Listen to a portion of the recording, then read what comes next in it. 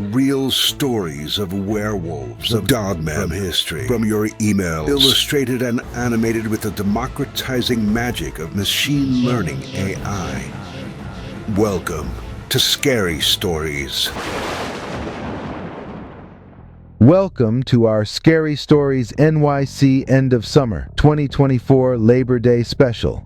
We've got an hour of Dogman and werewolf stories, all of which took place at the end of summer. You know, normally I'm sad to see summer go, but this year I was sick most of the time, demonetized, remonetized, stalked, ganged up on, and some other stuff I'm trying to forget. In other words, a typical election year. I won't miss the summer of 2024. I did not enjoy that one. Rather than think of it as the end of warm weather, I'm going to think of this as the beginning of the Halloween season, and there's nothing wrong with that. Let's try to make this a fun Halloween. I'll try to scare up the spookiest stories I can, and we'll see if we can't have a good time for a change. Speaking of a good time, let's get started with our first story of the episode, and we call this one The Labor Day Werewolf. Dear Scary Stories NYC. Hey, I got a Dogman story for you that happened in early September, and I've been thinking about it a lot lately. It didn't happen to me, really, but it happened to this guy who was my older brother's best friend. He claimed that he was at a big Labor Day celebration at this town that he lived in back then, but I live in now, so I don't want to mention the name of it. I will tell you that we sit almost directly in the center of the country in terms of east-west, but we're a bit on the north side. No surprise my Dogman story comes from the Midwest. This happened a long time ago, and back in those days, this other town that I now live in had a big celebration for Labor Day. I had wanted to go to it since I was a kid, but I had never been taken by my parents, no matter how much I begged. And as I grew older, I was also not allowed to go by them to the celebration by myself.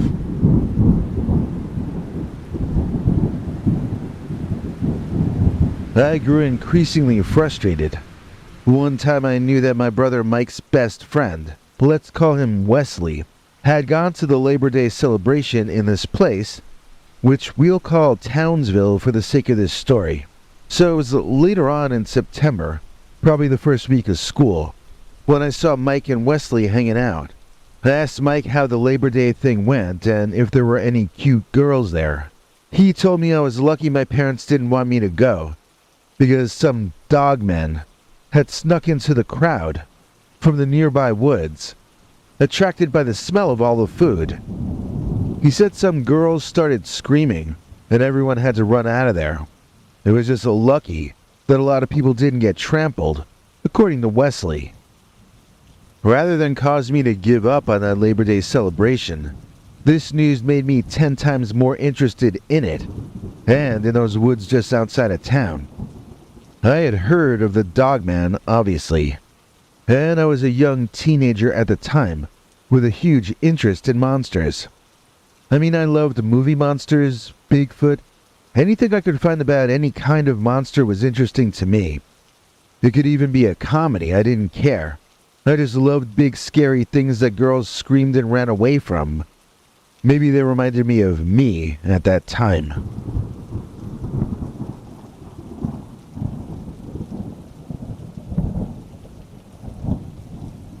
So after what Wesley told me, from that point on the Townsville Labor Day celebration became the #1 topic on my mind. The next Labor Day was going to fall less than 2 weeks before my 16th birthday, and I decided to insist to my parents that I wanted to go to the fair as my birthday present. I was getting older by then, and my parents said that we could all go as a family. That was fine with me. I didn't tell them that we might be attacked by genuine cryptid monsters while we were there. So a few days before Labor Day, I walked with Mike and Wesley over to Wes's house, and I got to meet his father for the first time. I started asking him about the Dogman that invaded the Labor Day celebration and ruined everything the year before, and his dad gave me such a look like I had never gotten before. He asked me who told me about that, and Wesley confessed that he had, but he said he was only joking around. I said, yeah, we're both just joking around, because I was trying to lighten the mood. His dad seemed so weirdly over-angry about this.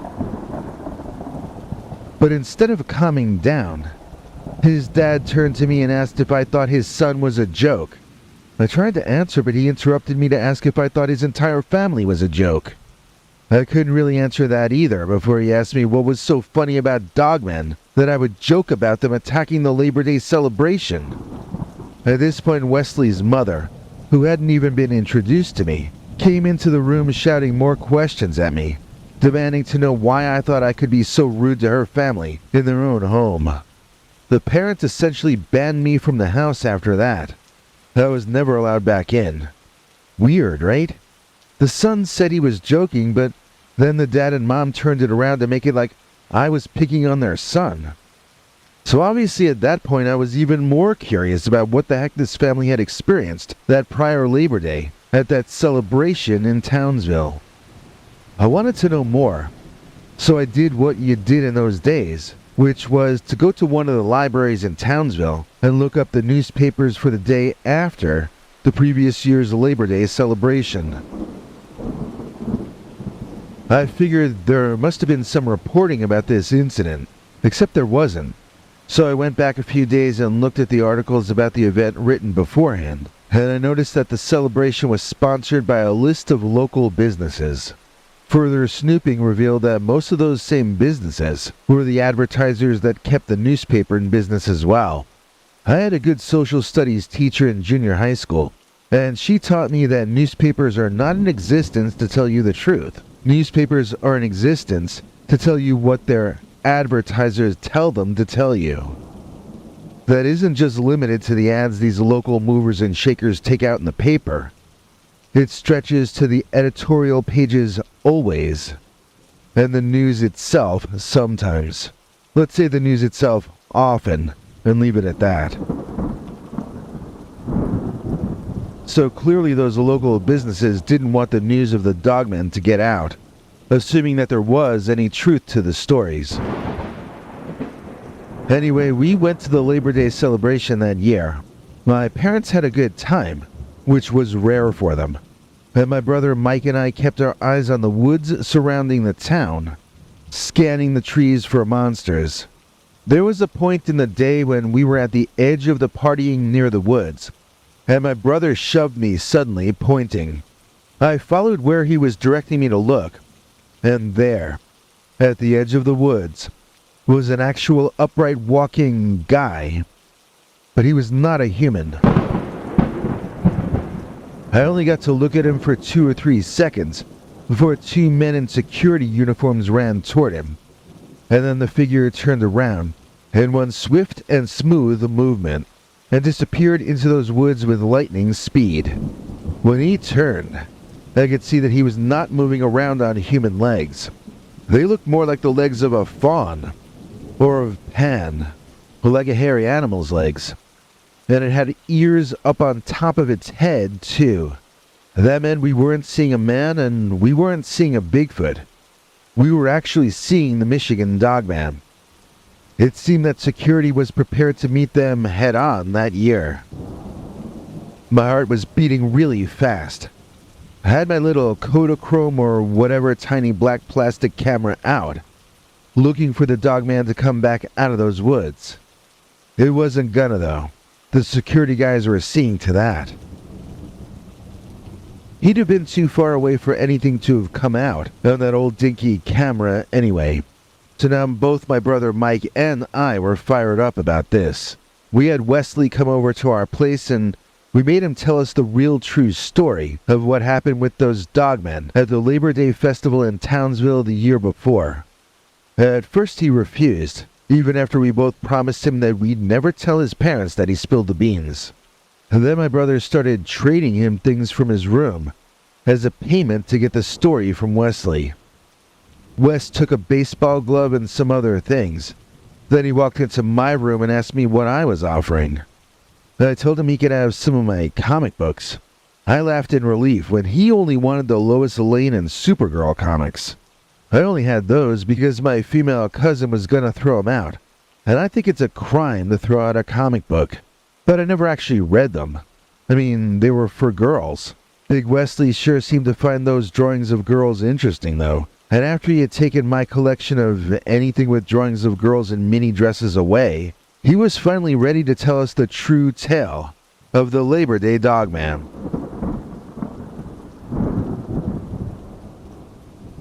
According to Wesley, the Dogmen were in the crowd from an early point in the day, before things started to get rough. He went on in a rambling way, as the guy was not very good at telling stories. He seemed to be talking about the Dogmen sometimes, about werewolves other times, and about a bunch of older kids who were bullies as well. Sometimes it seemed like these were separate groups he was discussing, but other times it felt like he was saying that they were the same guys. Mike and I had to slow him down and ask him a lot of questions. He'd give us weird answers, and then we'd have to quiz him more and more and more about those answers. Finally, this storyline began to emerge, and I'll try to get it all straight for you here. Now, this was the early 80s, it wasn't just yesterday, so I'm probably going to mess up some parts or leave sections of the story out. One thing for certain, I'll tell you more of what happened that day than the newspaper did when it happened. Now, I'm not really even sure where to start, as the story was one of those chicken and egg kinds of things. I mean, who really knows how it started? But Wesley's basic contention, and that of his panicky parents as well, is that the woods around Townsville were in those days inhabited by a race of dogmen that were, infectious. If they bit you, or sometimes even if they got too close to you, then you might become a dogman as well. So in essence, Wesley and his family believe that dogmen and werewolves are sort of almost the same thing. It took us a long time of questioning, and it was like pulling teeth. But the family thinks dogman can turn you into another dogman. But they don't think dogmen are werewolves. Like, they don't think they turn back into human beings. They're dogmen all the time, but they can turn you into one of them or something in between them and human. So this family are of the opinion that these full-time wild werewolves, called the Michigan Dogman or the Wisconsin Werewolf, are the source of people who become afflicted with lycanthropy. I mean, it is an interesting theory. I certainly can't disprove it, can you? I mean, I can't prove it either, obviously. So the narrative for that day involved a real wild dogman infiltrating the edges of the crowd in order to snag themselves some party food. Once that had happened, human partygoers began to turn, one by one, into werewolves.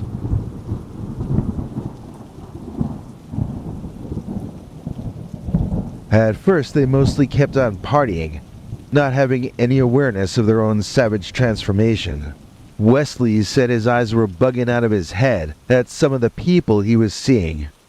He said some of them looked like werewolves from old movies, but an awful lot of them had heads that looked more like dog or wolf heads. I mean to say that they were not human faces at all anymore. The skull was now something that looked like a dog or wolf skull.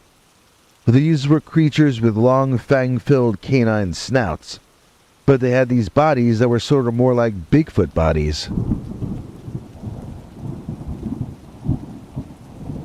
Well, I mean, they weren't Bigfoot or human bodies, really. They were dogman or wolfman bodies, with legs that looked very little like human legs at all.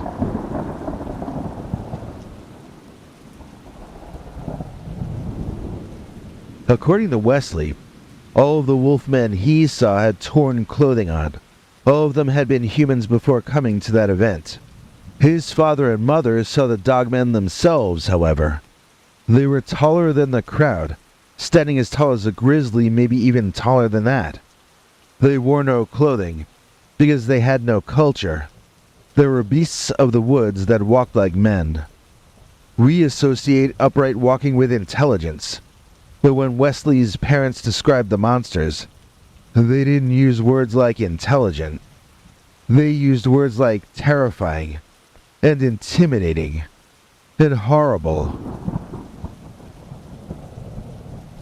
Wesley told us that his parents were afraid the Dogmen were sent to wipe out all humans for their sinning. And his parents had become avid churchgoers since the prior Labor Day. I myself saw how on edge they had become, and how unreasonable as well. Those people had certainly seen something, and whatever those creatures were, had knocked the entire bunch of them off their rockers.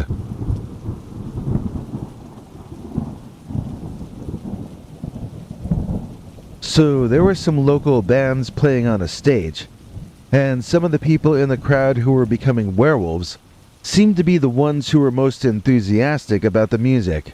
In between songs, Wesley told us that some of them would howl loudly like dogs, and that made me and Mike laugh. Wesley got really mad at us for laughing, and he said he was going to take all our stuff and not even tell us the rest of what happened. We apologized, but he had gotten really upset about all this, and he had to go in the bathroom and be alone to get himself back under control. Wes was not really a drama queen kind of a guy.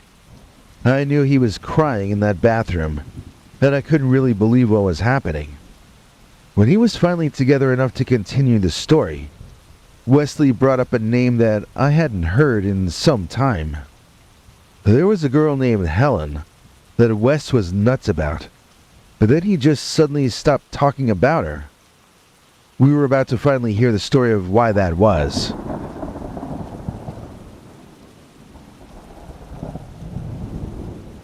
So Wesley found Helen at the Labor Day celebration. She was with some girlfriends of hers, and when Wes walked over to them, they were all nice to him, and they gave him some space to chat up the girl that he had his crush on, namely Helen. Well, things were going smoothly for Wes that day. Helen was really into him, and she especially loved that her girlfriends were getting to see how crazy he was about her. But then something happened that changed everything for those two, permanently.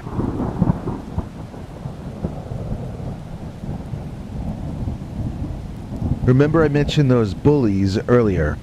Well, some of them were in the crowd, and they started to really go feral. One of them spotted Wes talking to the girl, and he just ran up and started barking or snarling or something in their faces. Well, that girl absolutely lost it in fear. She didn't just scream. She peed her light-colored pants, and Wes said snot came out of her nose when she was crying. Now he really dug her, so none of that mattered to him. In fact, it made her seem more human to him, but Helen could never look Wes in the eye ever again, and she would run away when he approached. This was years before cell phones or email, so he could only call her family's landline to talk to her. And they soon told him that Helen wanted him to please stop calling and please stop coming around at all. She couldn't move past that moment when the Dogman or Werewolf literally scared the pee out of her. And apparently Wes had been extremely broken up about this for 1 full year. He never even told any of this to my brother. He just stopped mentioning Helen. Wes was pretty broken up, and it was an awkward moment. He asked if he could take our stuff and go, and we said yeah. It felt like we were torturing the poor guy. So I do have one more thing to add about the Dogman.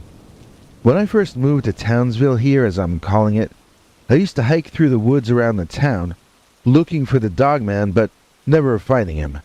After my wife and I had our daughter Amy, though, we did have this interesting experience with her. One day she was coloring, and she asked us what we wanted her to draw. We suggested she draw a man, and she did a crude stick figure. We asked her to draw a dog, and she drew the same stick figure, but put dog ears up on top of it. My wife laughed and reminded Amy that dogs have 4 legs, not 2.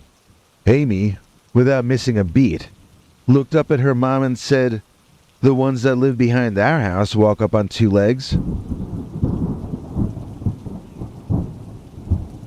Now, that was in the early or mid-1990s. I want to say 1993 or 4. Amy would have been about 3 or 4 years old when this happened. She couldn't have possibly been older than that. We stopped allowing her to play outside in the back by herself after we heard that, and we watched her like a hawk for the rest of her childhood. She never mentioned the Dogman again, and when we asked her about this incident when she was a teenager, she had no memory of any of this having ever happened. But I think you can understand why I did want to end this email before including that little extra bit there. I do think the Dogmen or werewolves or whatever they were lived in the area at least through the 1990s. And I think maybe they still travel through and are here only part of the time.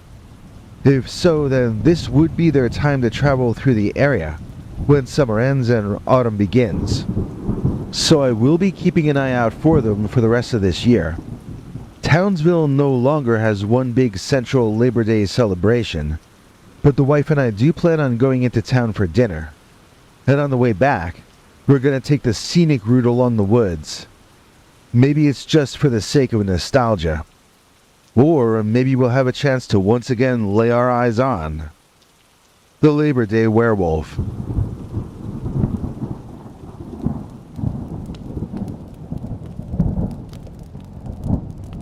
It's no time for hawing or hemming. It's time we all thank Mr. James Fleming. Please join me in thanking our newest PayPal Club member, James Fleming. James is a top-tier member, which means he gets to see our secret, uncensored Dogman stories, of which we are releasing one on Sunday and one on Monday this holiday weekend. James also gets to see our secret uncensored archives, which are 25 hours long, and will soon be adding a few hours more, God willing. It's a classic rollover, play with the scary stories, got it. It's a classic rollover, plenty understandable to go. Available in white, black, navy, gray, or pink. Link is in the description.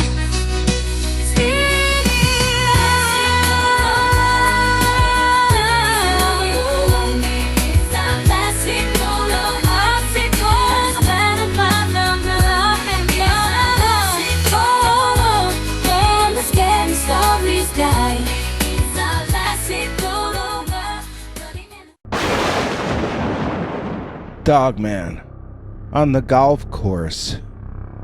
Dear Scary Stories NYC, I got messed with by an entire pack of dogmen one night last Labor Day weekend on an abandoned golf course in upstate New York.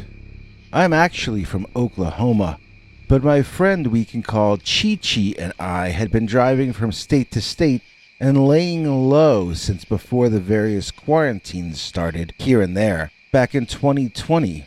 Chi-Chi had relatives up in New York State, and we had visited with them briefly, staying in the rooms over their garage. This was around Labor Day-ish, late summer and early fall. Someone, I forget who, told Chi-Chi that a big local golf course he liked had shut down. Not just temporarily because of the health situation, but permanently. It was the one in Canandaigua. Nobody there really knew if it was gonna be sold and reopened, or torn down, or what. The rumor was that it was still standing and playable, but wouldn't be for much longer. Chi-Chi desperately wanted to break in that night and play the course one last time. I laughed at first. Since you can't play golf in the dark, you'd lose every ball. Well, guess what? It turns out they actually make glow-in-the-dark golf balls, specifically to encourage guys like Chi-Chi to launch plans like this one. He couldn't convince any of his brothers or cousins to join him in his nighttime golfing jaunt, but I needed him to drive me back down to Oklahoma, so I didn't have much choice in the matter. Don't try this at home, kids. I know that plenty of people can do things they know are wrong and still get away with it. When I do something I know is wrong, I tend to get punished for it. I'm probably doing it to myself, creating my own karma.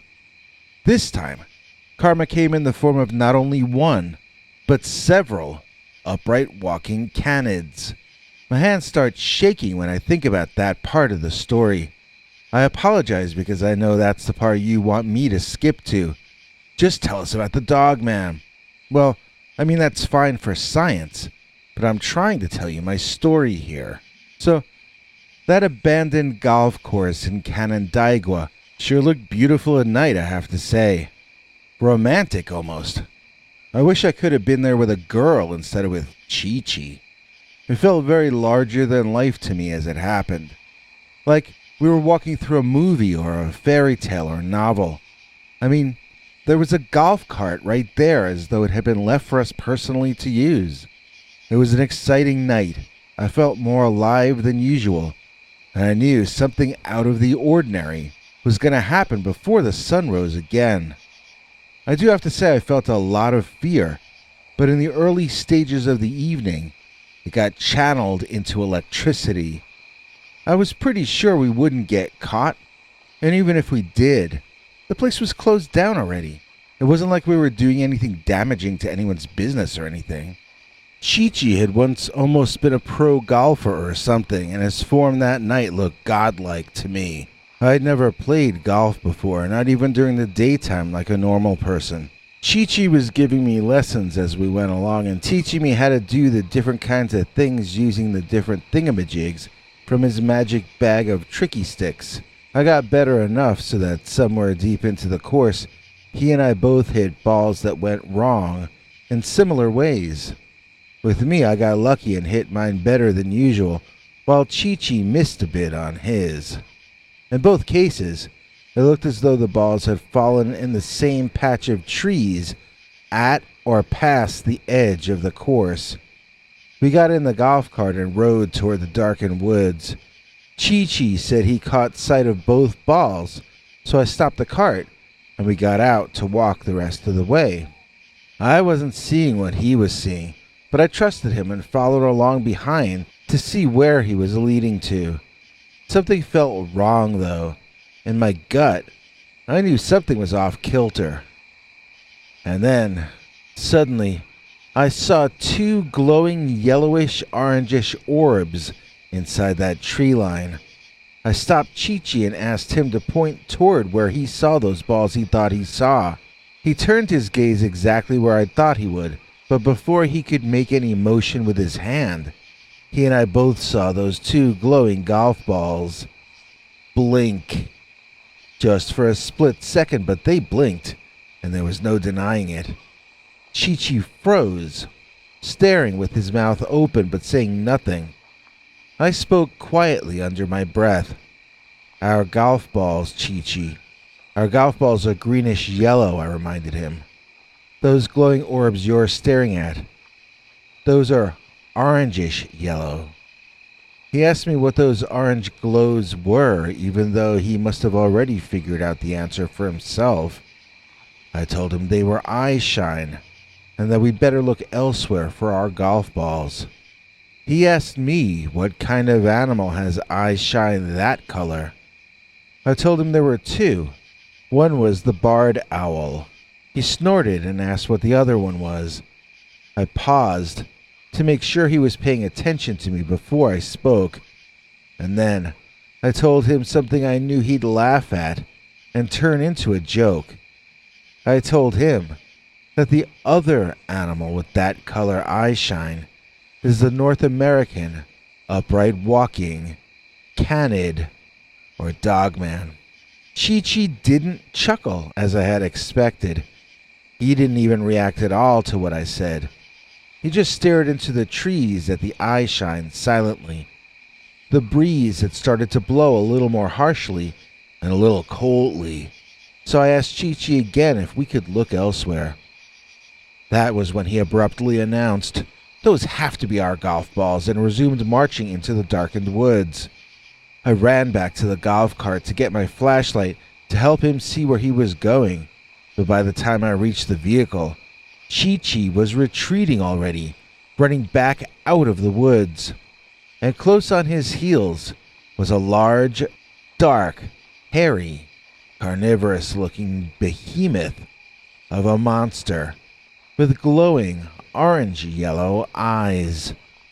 It was considerably larger than a barred owl, and did not appear to have any feathers on it at all. I'm going to give you as detailed a description as my memory can provide. I only saw the creature for a couple of seconds before I began running away from it, so some of my memories might be incorrect. I also might be confusing characteristics I saw on this creature with the ones I would see seconds later, which I have not gotten to yet in my narrative. The big creature that was lurching after Chi-Chi reminded me of a giant German shepherd, with some sheepdog maybe mixed in. He had that color tan brown fur that a German shepherd has, but his fur was bushier and shaggier, especially under its chin and on its chest, where the fur was silvery and white, and at its longest and curliest. The giant walked on legs that themselves were nearly as tall as Chi-Chi. Even though this was clearly some kind of a dog, those tall hind legs were the only legs it used in locomotion.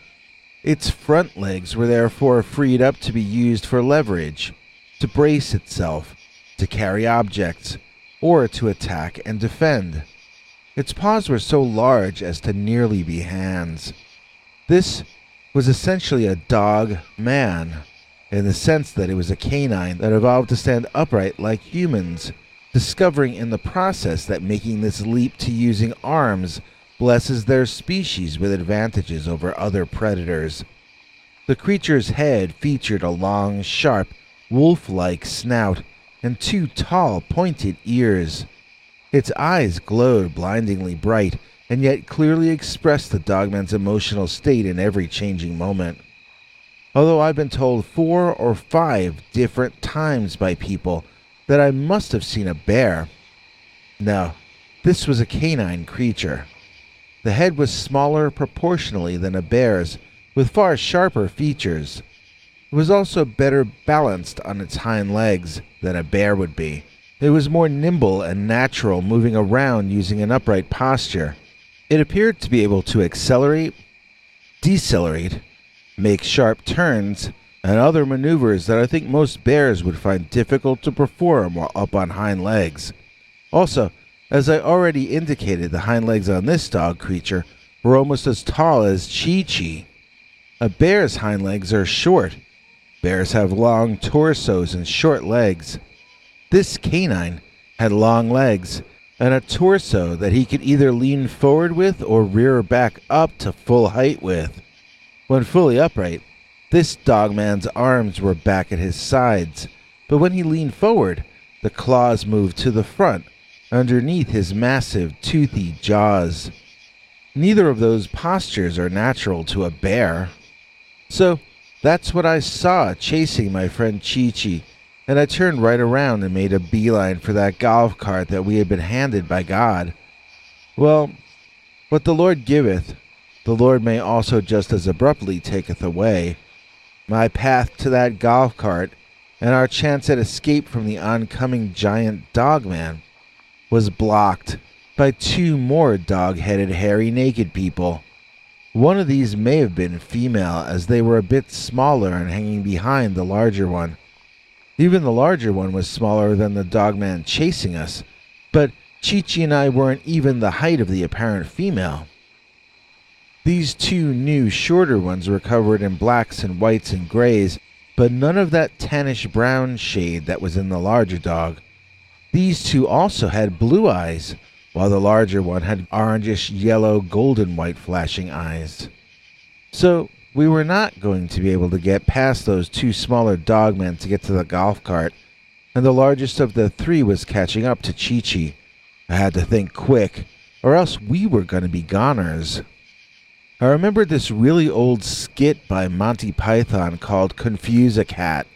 I decided to go for something along those lines. I decided to play a round of Confuse a Dogman. Pulling out my last 3 remaining glow-in-the-dark golf balls, I went into some of the old juggling routines I used to know in high school. I dropped one almost immediately and had to start over more slowly because I had gotten really rusty. The dogman seemed interested, though, and had adopted far less aggressive postures. I flashed glances at them as I tossed the balls higher and higher into the air, and I saw the dogmen's heads craning up or down, depending on which ball they were following. I had succeeded in capturing their attention. Now I needed to redirect it. 1, 2, 3. Each in turn, I flung the 3 remaining balls as high and as far into the woods as I could manage in that moment. The 3 dinosaur dogs watched the flying greenish glowing globes zoom away into the night for another second before erupting in barks and howls of protest, followed by massive scrambling on all fours in the direction of those 3 balls. I didn't watch them run for very long before I darted toward the golf cart. We needed to motor out of that darkened golf course before the dogman actually brought those balls back to us. We might get locked into playing fetch with them for all eternity if we didn't make haste. In the last 10 or 15 feet of getting to the golf cart, I began to suddenly lose all my bravery and my coordination. I felt dizzy, and the world spun, and I felt sick. Chi-Chi came up from behind and helped me get in the cart. Then he drove us out of there. I remember we got back to his car in the parking lot and drove back to where we were staying on some upstate highway. I had my head out the window because I was nauseous, but I also realized that's how dogs ride in the car. It seemed to make sense in that moment anyway. After I started feeling better, Chi-Chi was telling me how great I was with the juggling and throwing the dogman off our trail. He said he was too scared to think, but I was putting on a children's birthday party for the dogman. It's weird how that happened. I knew if I didn't do something like that, then we weren't gonna make it. So I did what I had to do because it mattered. Then, right after that, I was completely out of it. I was overcome with panic and I fainted. So it's not like I was some kind of hero. It's just that I was able to block out how scared I was long enough to throw those glowing golf balls into the night. If Chi-Chi hadn't been around to take it from there, I probably would have laid there on the ground until the dogman brought the balls back to me. Anyway, if you ever want to do urban exploration, do not invite me along. I always pay the karmic price for everything I do that I know I shouldn't be doing. Somehow, some way, life finds a way to punish me. Like the Labor Day, when I tried to play a few holes of midnight golf, but ended up getting chased off by the dogman on the golf course. What bigger than a waffle on your plate? A waffle on your head could be just great. It's the waffle bee from NYC. Scary fashion for spring, you see. Black, birch, camel, navy, rust, or heather gray. One of these colors is just your way. Wear this hat and you'll be it. Link in the description for this vid. Get your own scary stories, waffle beanie today. The Woodman Werewolf of Wisconsin. Dear Scary Stories NYC. My lovely wife and I made a historical witness sighting of a dog-headed caveman-type werewolf on Labor Day in the year 2017. We didn't report it before because we didn't want anyone to know that we are weirdos. Now I live off my crypto investments and my wife has guys pay her to pose for them on some website. We're proud of our weirdness, and so now we will talk about this story. Do not use our names or photos of us, though, because we will not hesitate to sue you if you tell anyone who we are. I want to state that I feel the Dogman creature follows the Wisconsin River and is usually located around the southern end of it, where it attaches to the Mississippi at approximately Labor Day. This theory of mine is based on the fact that my wife and I witnessed the Dogman on Labor Day, and we were near the Wisconsin River where it connects to the Mississippi on that evening. We were some miles to the east of the connection of the two great rivers, not too far from the Iowa border. I mention this because, as a kid, I had always imagined that a surviving tribe of Bigfoot could, in theory, subsist by following certain rivers at specific times of the year. Back then, I had not yet learned that Wisconsin is also home to our own species of werewolf, possibly more than one species of them, as far as I know. The one I'd like to tell you about today is the one I call the Woodman Werewolf of Wisconsin. This is the one that God and fate brought into my life as a sign saying no, not Bigfoot. Not Bigfoot at all, but Dogman. That is who thrive along the Wisconsin River. It was like a divine light from heaven, only in a scientific kind of way. So we were driving home after a pool party at my boss's house on Labor Day night. My wife was in the passenger seat and I was driving us home along County Road C in Woodman. On the one side of us over there we had raised land with trees up on top of it. On the other side of us was a steep recess. Then beyond that the land rose up into mountains in the Natural Wildlife Preserve that's located over there. When you're driving over there, it feels like if you want to see anything, you have to crane your neck and look straight up. So that's what my wife was doing, craning her neck up and looking at the mountains off in the distance and the trees up in the air and so forth. It was kind of a peaceful scene, you know? And then, bam, the Dogman leaped into our lives. Literally, the creature leaped off the incline out of a batch of trees it had been hidden behind. It was maybe 100 feet in front of us as it landed on the highway. It had jumped more than its own height down onto the road, and yet landed as gracefully as a ballerina. I was screeching the car to a halt, my eyes locked into the hypnotic, pulsing, glowing, white-hot shining lights that passed for eyes in the skull of that monster from hell. Both of us were screaming and cursing a blue streak. I certainly hope God put us on mute for that scene, because it was not a proud one for me or my wife. The car came to a halt in front of the Dogman, and we sat there in utter terror, not having any idea at all what to do. We looked at it, and it looked at us. At me specifically. I wondered how long we would sit there when, bam, he ran away on his hind legs, jumping down the incline, and continuing to run away up into the hills, I would presume. And of course this all fits neatly into my Bigfoot theory of the Wisconsin River, which has now evolved into the Wisconsin Werewolf theory of the Wisconsin River. This Dogman raced away from us toward the Wisconsin River. Or maybe it was coming from there. I can't remember if it was walking toward the Wisconsin River or if it would have been walking away from it, judging by where we saw it. But the important thing is, the river was around there somewhat. And that's all that's needed to prove possibility. As I drove my wife home on that Labor Day night, we were both filled with wonder. Wonder about this remarkable world that we were born into. Wonder about the mysterious nature of life itself. But most of all, wonder about the Woodman Werewolf of Wisconsin. If I wear a spinny hat, will I look all hunky? Will I look like that handsome chap from the TV show The Monkees? Everybody wants a wooden cat. The scary stories, beanie hat. Everybody knows it's a natural fact.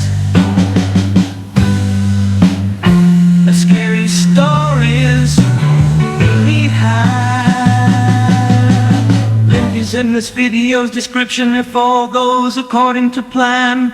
Available in black, which is like every color all at once, man.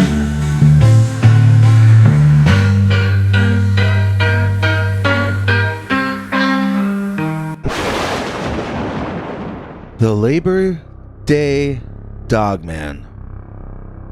Dear Scary Stories at NYC. I used to know a fairly well-off family that lived in a relatively exclusive beachside neighborhood in a nice part of Wisconsin. They once offered to pay me money to watch their house while they went away for a few days around Labor Day. This was before people rented their homes out online so easily. They would actually pay you money to live there for free, often buying you lots of food, too, if they had pets that you needed to care for. I only pet sit for a couple of people these days. I wouldn't want to be getting into it anymore. I'm old now. At any rate, this family was one that was quite generous, and had a lovely home, and very easy to care for pets.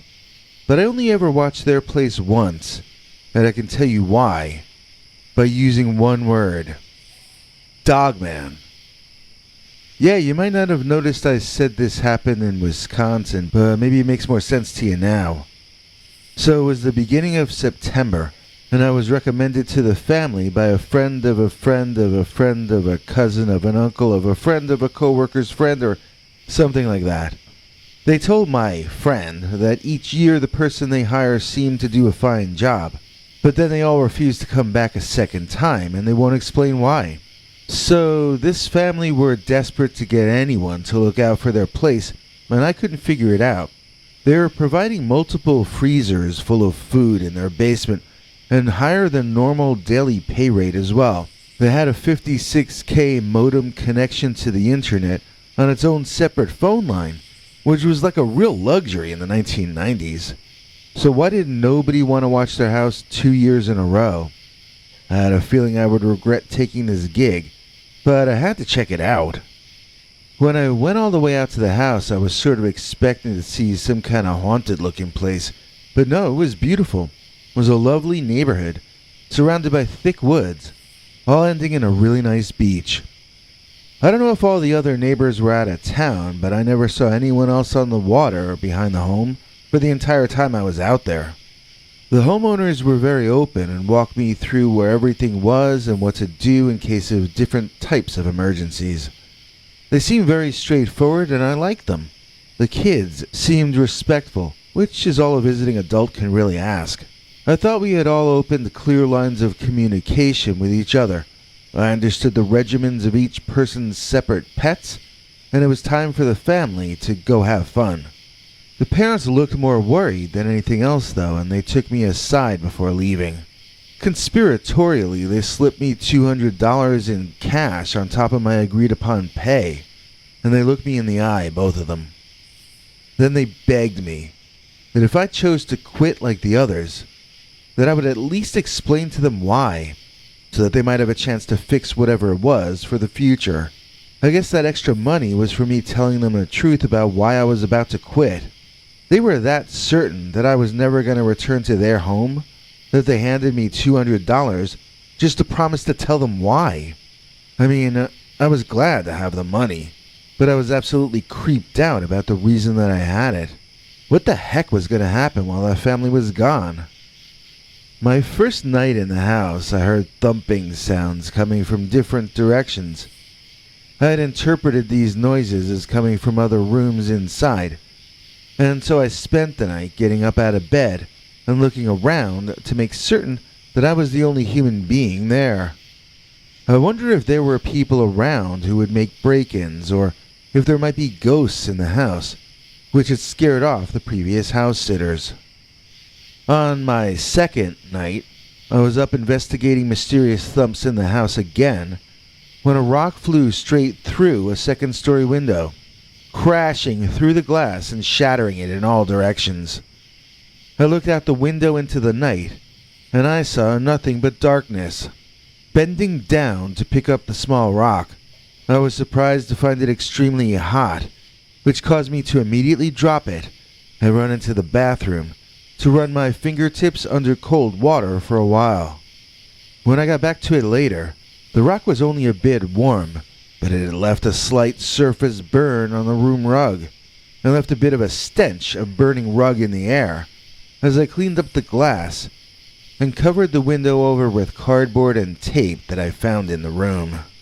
So by the third night, I no longer felt the house was haunted. I felt there was someone throwing rocks at the house at night instead. And I wanted to know who. I found the highest powered flashlight in the house, and that night, when the thumping sounds usually started, I was downstairs sitting on the steps out back, with that big old flashlight on my lap, and I was just waiting to hear anything go thump. Well, I heard some thumping that night. First I heard it all the way on the other side of the house, so I got up and walked around over there. When I got to that side, I heard another thump from the area I had started in. I just kept walking circles until I heard a thump on the house right near me. Turning quickly, I shone my flashlight right on a really big, upright animal, like a big dog standing on its hind legs.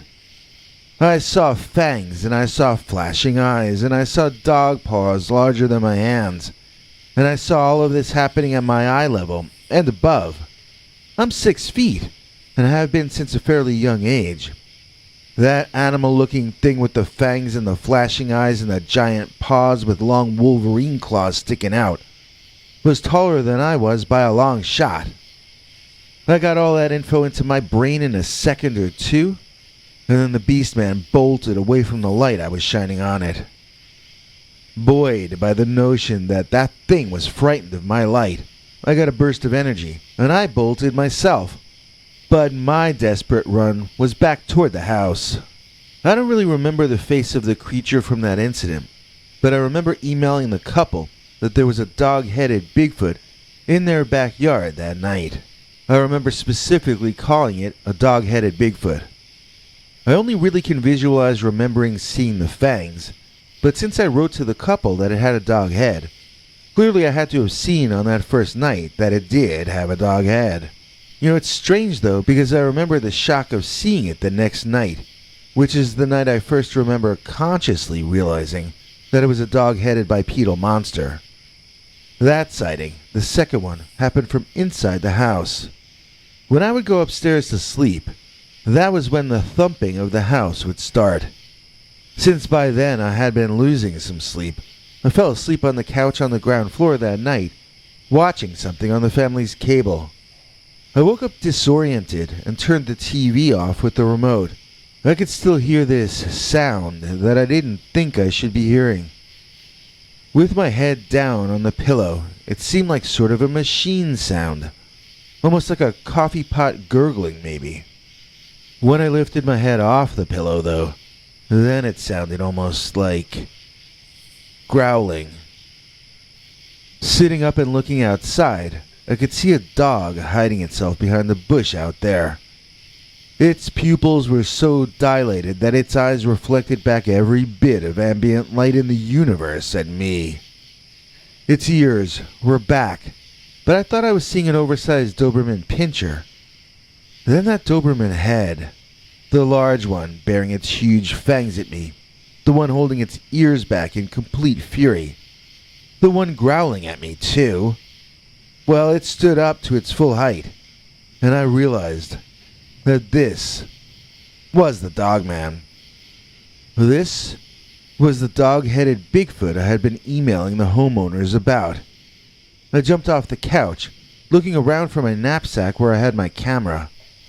Remembering it was upstairs, I ran to the staircase, tripping and falling.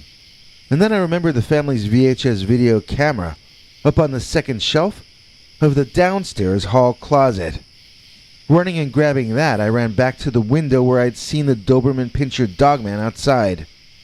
But I found that the creature, along with his growl, had moved on to go bother some other house sitter.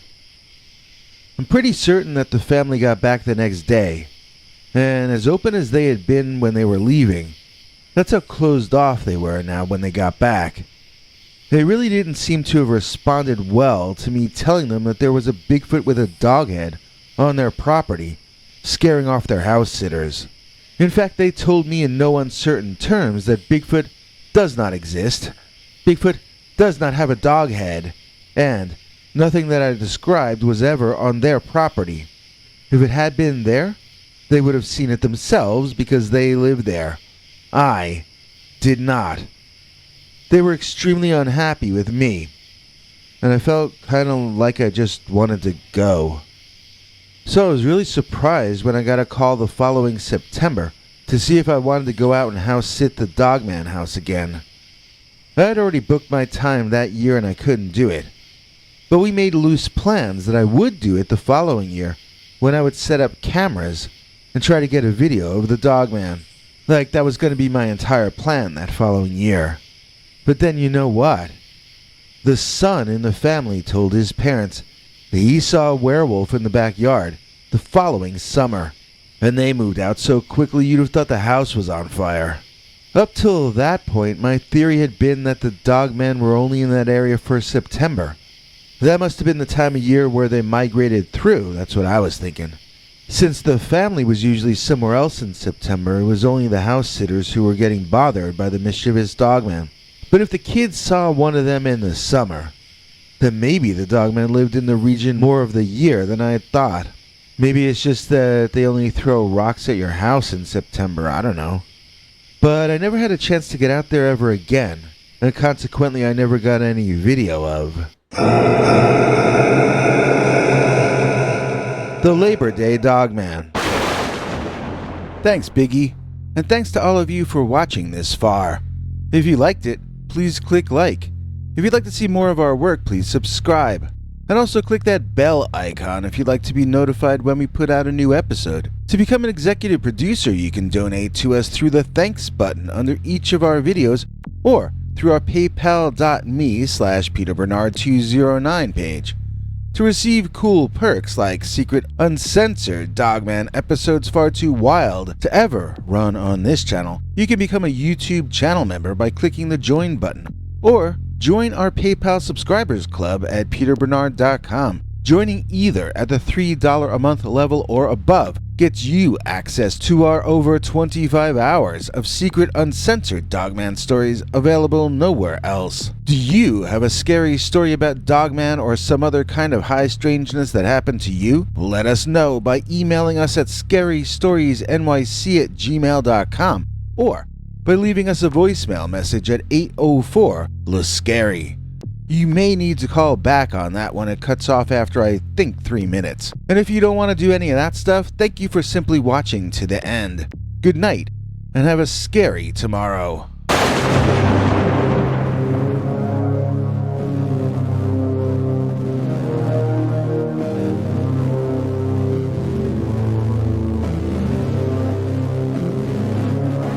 Come back for more scary stories.